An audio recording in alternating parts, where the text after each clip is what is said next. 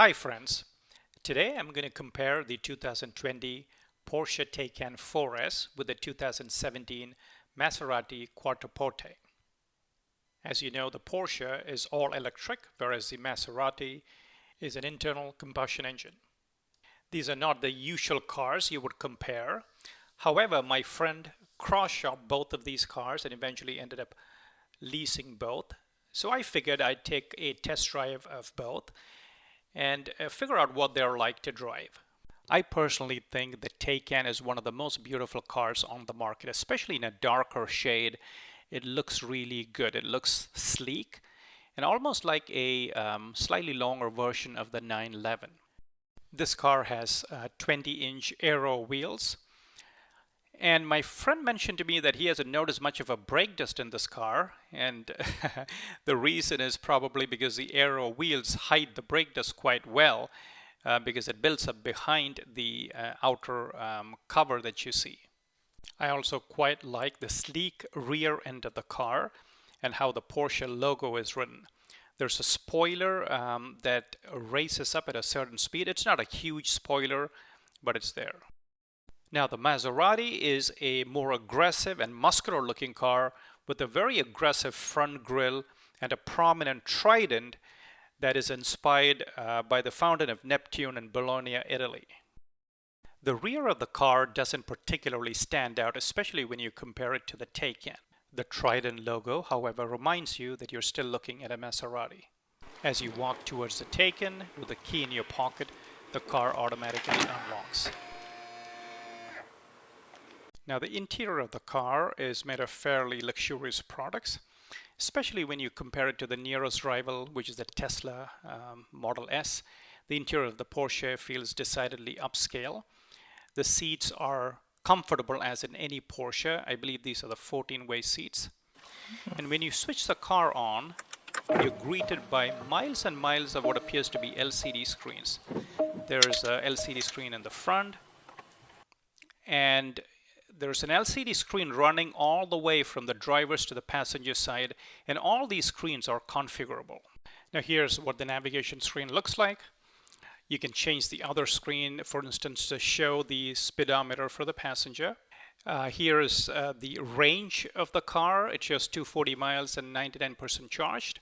By the way, I forgot there's a screen down here. Now this usually shows the climate controls when you're driving. The car has several drive modes. There's a range, which optimizes range, normal, and sport mode.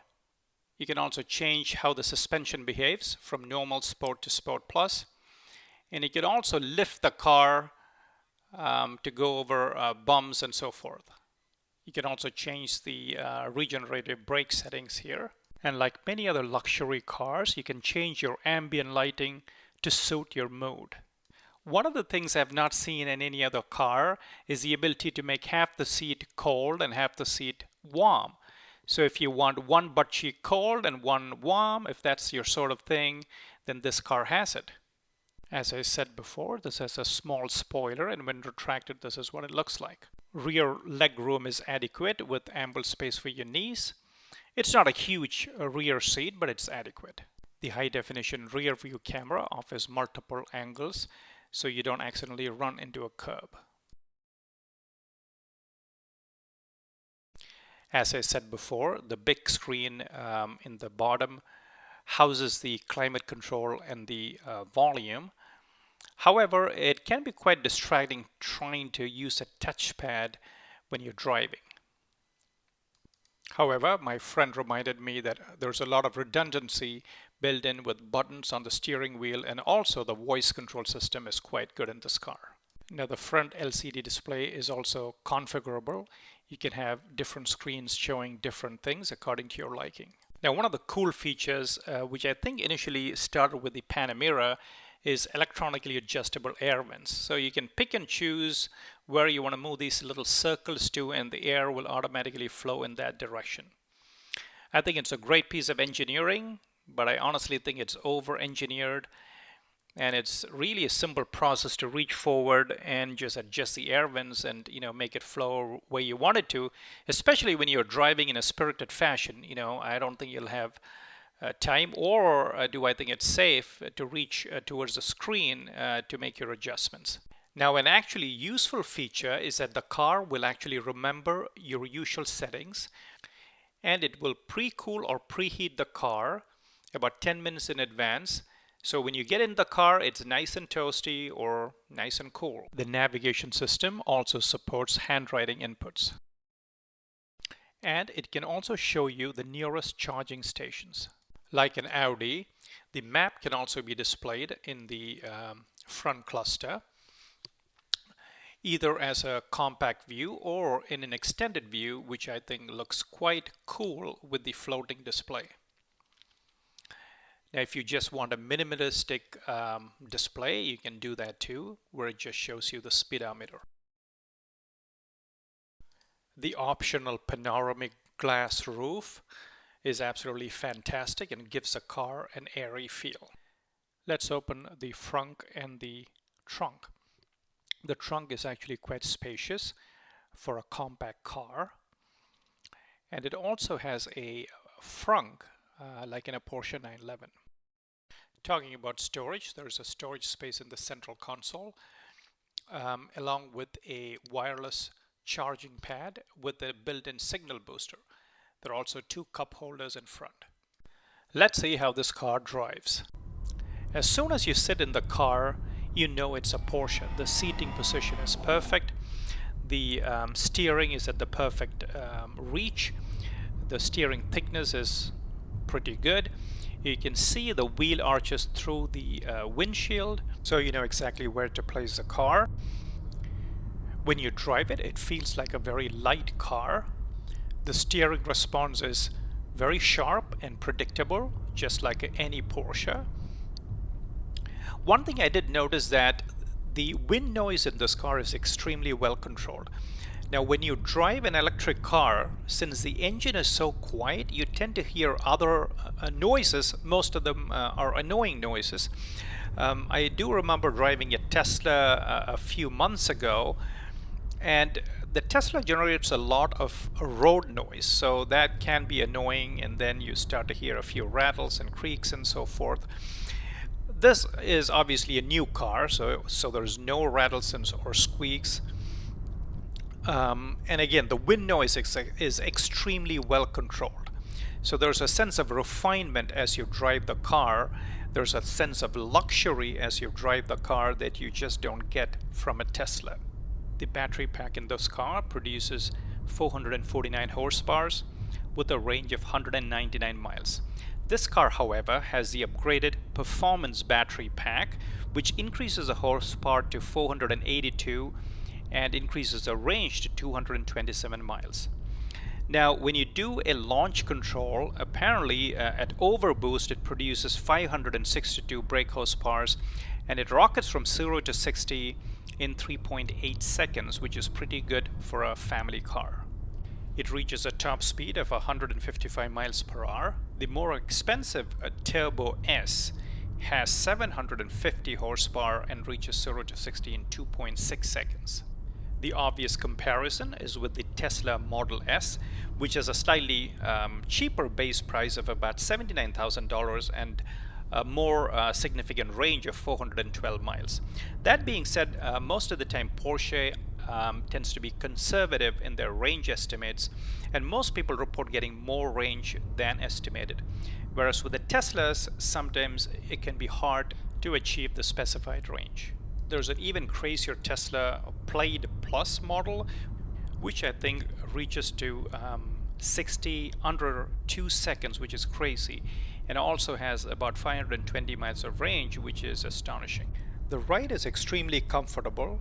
However, body roll is also extremely well controlled, partly due to the heavy battery pack at the bottom. It also corners quite flat.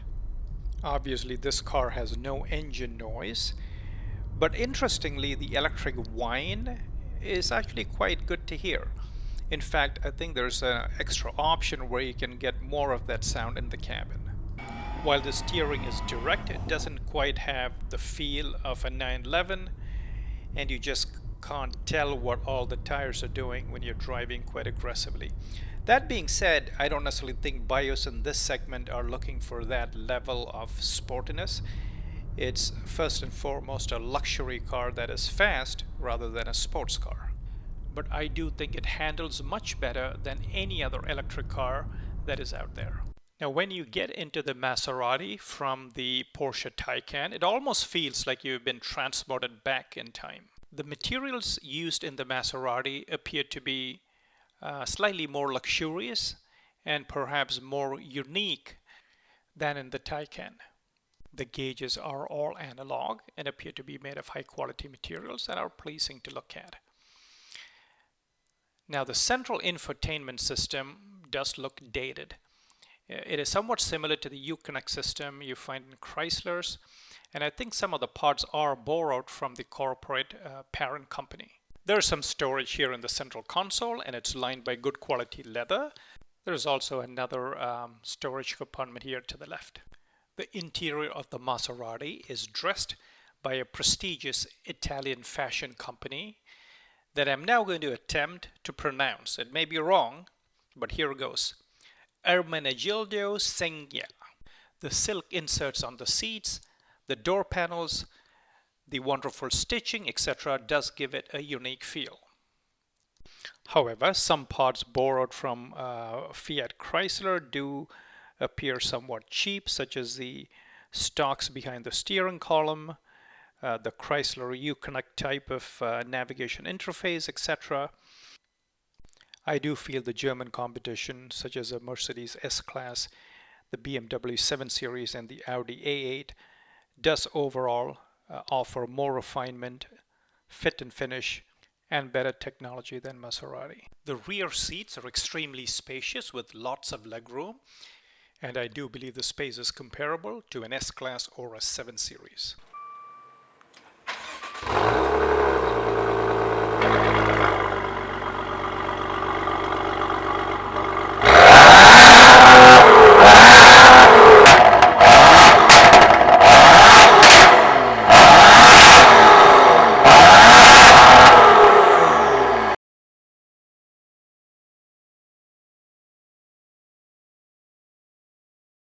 As I was about to drive the Maserati, one of the things I noticed was that as I took my foot off the brake pedal and into the accelerator, my shoe was hitting the upper panel.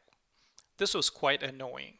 However, the pedal position can be adjusted using a switch in the driver's seat. Going from the Taycan to the Maserati, you can immediately feel the difference in heft. This car feels more solid and more substantial. And obviously the sound, it has a glorious sound, which is a little muted on the inside, but on the outside, you heard it before, it is a glorious engine note. And I think the reason you buy this car is because it's unique, not because it has more features than other cars, but it is unique and also for that sound. It is a big and heavy car, but it does carry its weight quite well. This is a V6 with a 3-liter twin turbocharged engine producing 404 horsepower and 406 pound-feet of torque. I believe the 0 to 60 time is about 4.7 seconds, which is respectable. You can listen to that engine note all day.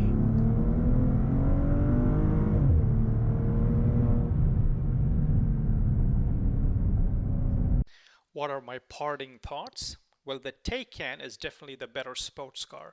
It rides and handles better, it has more features, more tech, and to my eye, it looks better. Now, the Maserati is unique, has a fabulous engine note, and you buy it for the exclusivity